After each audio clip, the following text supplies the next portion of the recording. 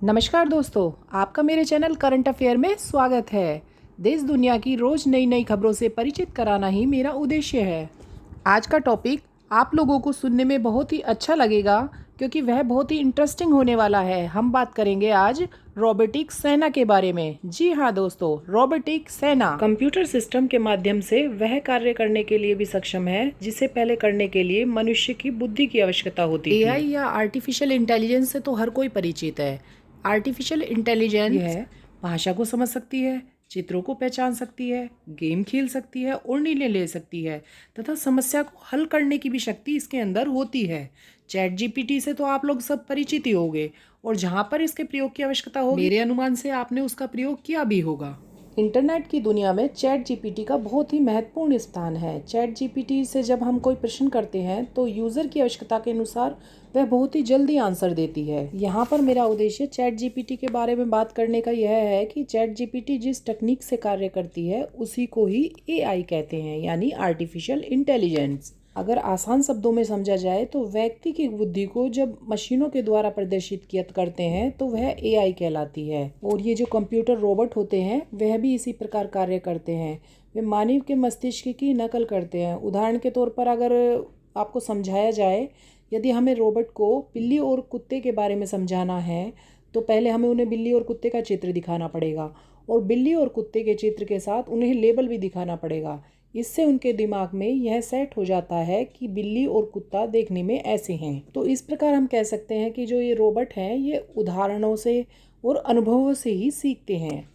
जब हम रोबोट सेना के बारे में बात करते हैं तो ढेरों प्रश्न हमारे दिमाग में आते हैं, जैसे रोबोट सेना क्या होती है और रोबोट सेना का प्रयोग कोई देश क्यों करता है, रोबोट सेना का प्रयोग कितना सही है, क्या इसका प्रयोग करना में कोई जोखिम है, क्या मशीनों को जीवन का अधिकार देना चाहिए, क्या इसे बनाना सही है या नहीं है। इस प्रकार के ढेरों सवाल हमारे दिमाग में घूमते रहते हैं और इन्हीं सवालों का जवाब मैंने अपनी वीडियो के माध्यम से आपको देने का प्रयास किया है। तो चलो फिर चलते हैं रोबोट की दुनिया की सैर के लिए, जहां हम ना सिर्फ रोबोट से मिलने वाले हैं बल्कि उनके जीवन से जुड़ी ढेर सारी बातों की जानकारी भी लेने वाले हैं। और रोबोट की दुनिया से जुड़े हुए अपने सभी सवालों को जानने के लिए मेरी वीडियो को अंत तक देखना ना भूलें। तो फिर अपना इंटरेस्टिंग टॉपिक शुरू करने से पहले बढ़ते हैं आज के सवाल की तरफ। हाल ही में भारत के एक राज्य में ऑनलाइन शिक्षा का पहल कार्यक्रम चलाया गया है।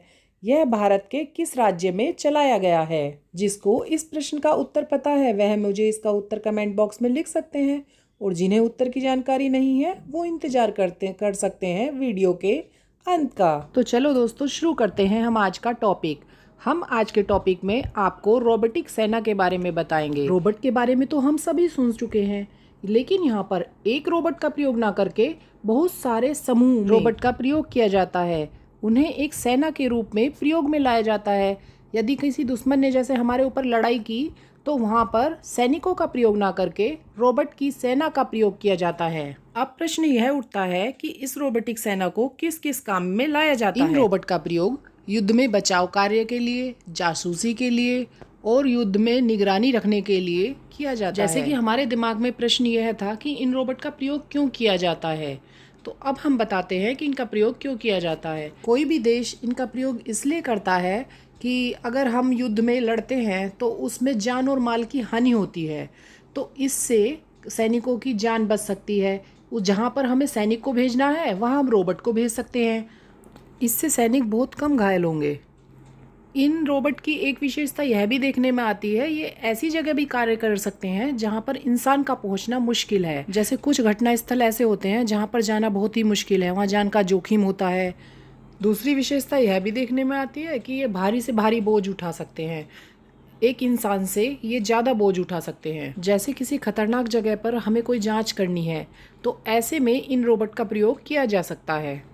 जब शुरू में ये रोबोट बनाए गए थे तो इसी उद्देश्य से बनाए गए थे। दूसरा प्रश्न हमारा यह था कि कोई भी देश इन रोबोट का प्रयोग क्यों करता है, तो इसका उत्तर यही है कि कुछ विशेष परिस्थितियों के लिए इन रोबोट की ज़रूरत पड़ती है। जैसे कहीं मान लो आतंकवादी का कोई हमला हो गया है और आतंकवादी किसी फ्लैट में छिपे हुए हैं, तो ऐसी स्थिति में हम इस रोबोट मशीन को भेज सकते हैं वहाँ पर देखने के लिए कि इन आतंकवादियों की संख्या कितनी है, ये किस दिशा में हैं, इनके पास हथियारों की संख्या कितनी है। इन परिस्थितियों में इन रोबोट का प्रयोग करना बहुत ही उचित रहता है। अब तीसरा सवाल हमारा यह था कि रोबोट का प्रयोग करना कितना उचित है। जहाँ तक मेरा अनुमान है, रोबोट का प्रयोग करना कुछ ही परिस्थितियों में ठीक है। बाकी अगर देखा जाए तो रोबोट एक मशीन है। ये मशीन को ना तो नैतिक जानकारी है और ना ही कानूनों की जानकारी है। नैतिक जानकारी से हमारा पर्पस कि अगर रोबोट को कोई आदेश दिया जाता है कि उसे दुश्मन पर हमला करना है, लेकिन वो तो एक मशीन है, उसे क्या पता कि दुश्मन कौन है। वह तो उसके लिए तो सभी मानव समान है, वह कि हमारे ऊपर भी पलटकर वार कर सकता है। दूसरा बात आई कानून के बारे में। उसे युद्ध के कोई भी नियम कानून नहीं मालूम होते हैं, वह नियम के विरुद्ध भी कार्य कर सकता है। चौथा प्रश्न हमारा था कि मशीनों को अपने जीवन का अधिकार देना क्या सही है।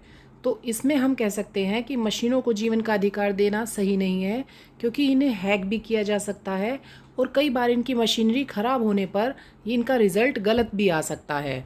उदाहरण के तौर पर यदि हम देखें तो मान लो किसी रोबोट के हाथ में हमने कोई हथियार दे दिया है, और हथियार देने पे अगर उसकी मतलब मशीनरी में कोई दिक्कत आ गई है तो वह पलटवार हम पर भी कर सकता है।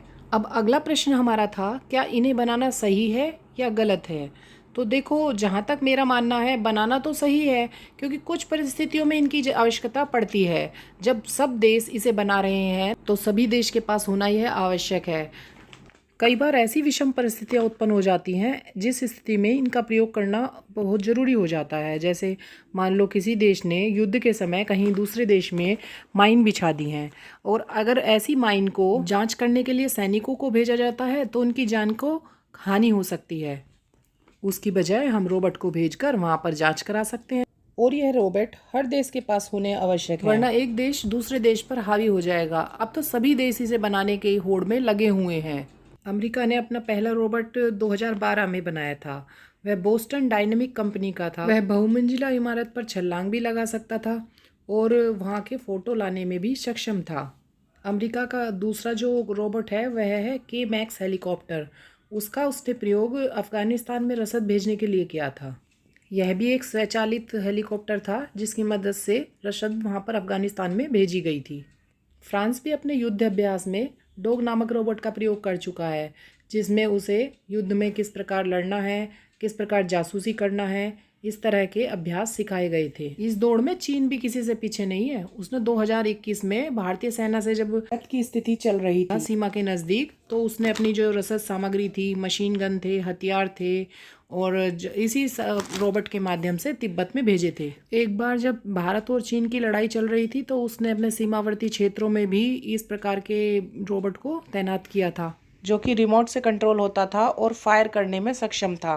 चीन 2022 में भी शहरी युद्ध अभ्यास के दौरान इन रोबोट का और ड्रोन का प्रयोग कर चुका है। भारतीय सेना ने भी जनवरी में 100 रोबोटिक खच्चर और 48 रोबोटिक जेट पैक खरीदने के लिए टेंडर जारी किया है, जिसमें उसने रोबोटिक खच्चर का प्रयोग तो इसलिए यूज़ करने के लिए कहा है कि भाई उससे भारी सामान को ढोकर ले जाया जा सकता है, और जेट पैक सूट का इसलिए मांग की है क्योंकि उनसे 50 किलोमीटर की रफ्तार में दौड़ने की क्षमता आ जाती है। अब समझने में तो यही आ रहा है कि अगर हर देश इस रोबोट का प्रयोग करेगा तो ये मानव सभ्यता पर एक प्रकार का प्रहार होगा।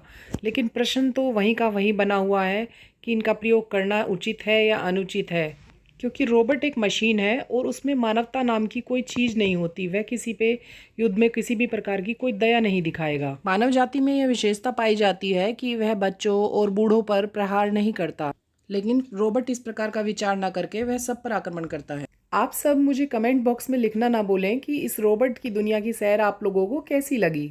अब बढ़ते हैं आज के प्रश्न की तरफ। हमारा आज का प्रश्न था, हाल ही में भारत के किस राज्य में ऑनलाइन शिक्षा का पहल कार्यक्रम चलाया गया है।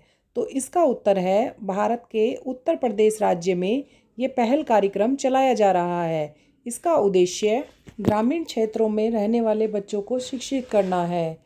इसके अंतर्गत उन बच्चों को शिक्षित किया जाएगा जो किसी कारणवश शिक्षा ग्रहण नहीं कर पाते, चाहे इसका कारण गरीबी हो या कुछ और कारण। यह डिपार्टमेंट ऑफ सेकेंडरी एजुकेशन और आईआईटी कानपुर के सहयोग से चलाया जा रहा है। इसके द्वारा 10 सेकेंडरी स्कूल द्वारा ग्रामीण बच्चों को ऑनलाइन शिक्षा दी जाएगी। अभी इससे शुरुआत में सिर्फ 10 ही स्कूलों में शुरू किया गया है, बाद में इसकी संख्या बढ़ाई भी जा सकती है।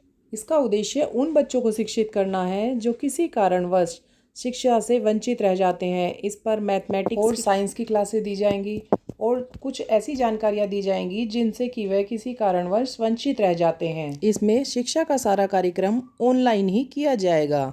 इस कार्यक्रम की शुरुआत यूपी गवर्नमेंट सैनिक इंटर कॉलेज सरोजनी नगर में की गई थी। आपको मेरी वीडियो कैसी लगी कमेंट बॉक्स में लिखना ना भूलें। मेरे साथ वीडियो में अंत तक बने रहने के लिए बहुत बहुत धन्यवाद। मेरे चैनल को लाइक शेयर और सब्सक्राइब करना ना भूलें। धन्यवाद।